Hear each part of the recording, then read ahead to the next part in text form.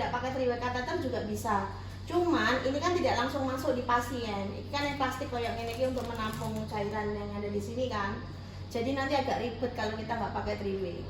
Karena tadi kan saya ini masuk ke sini terus harus tak lepas dulu. Ini harus dilepas kan nanti kalau pas ganti yang ini. Ya. Oke, yang dilakukan pertama adalah identifikasi seperti biasa ya, fase orientasi dan lain sebagainya. Perkenalkan dia mau ngapa, perkenalkan kita, terus kenalan dengan pasien, nama, kemudian tempat tanggal lahir. Kemudian kita menjelaskan prosedur. Saya nanti akan melakukan atau memasukkan darah karena ibu kekurangan darah.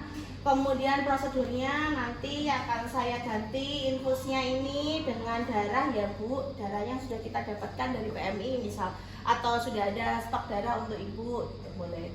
Kemudian RTL-nya kita lakukan sekarang ya Bu, apakah ibu sudah siap, apakah ibu sudah bersedia, apakah ibu bersedia.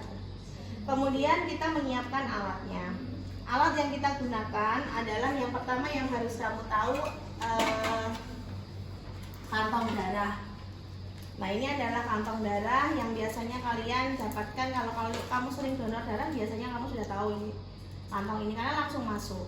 Nah ternyata setelah saya dapat informasi dari teman-teman yang ada di lab itu menyampaikan bahwa kantong darah ini tidak dijual pasaran.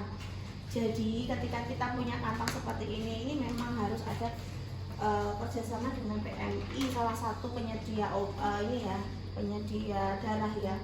Nah ini contohnya di dalam sini. Ini pun juga sudah habis bekas, jadi ini yang digunakan ya. Nah kalau di sini ini kan ini tuh harusnya ini nggak ada.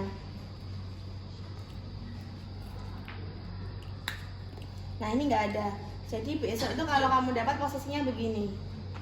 Ini juga sama. Ini nggak ada. Ini harusnya dilepas. Ini posisinya sama seperti ini. Jadi kamu nanti dapatkannya kayak gini. Ya dua ini semuanya tertutup, mau dari sini boleh, mau dari sini boleh, terserah mau memasukkan dari mana boleh. Kalau ini sudah bawaan dari ininya, kantong darahnya.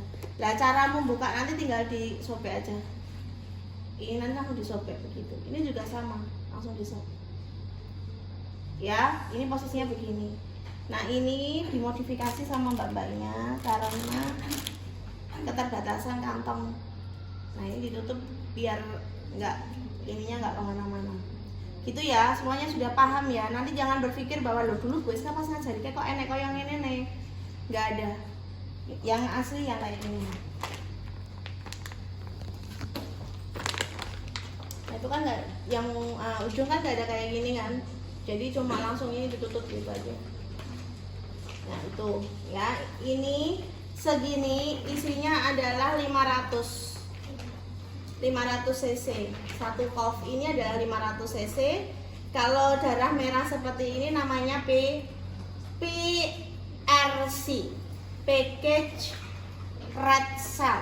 Jadi dia adalah darah merah.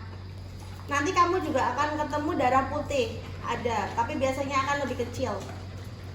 Ya, dia isinya leukosit. Tapi kita belum ada di sini. Oke. Ini adalah darah, pastikan golongan darah, resus, nama pasien, kadaluarsanya darahnya yang ada di kantong, dan nanti kamu siapkan label untuk menuliskan ini dimasukkan jam berapa.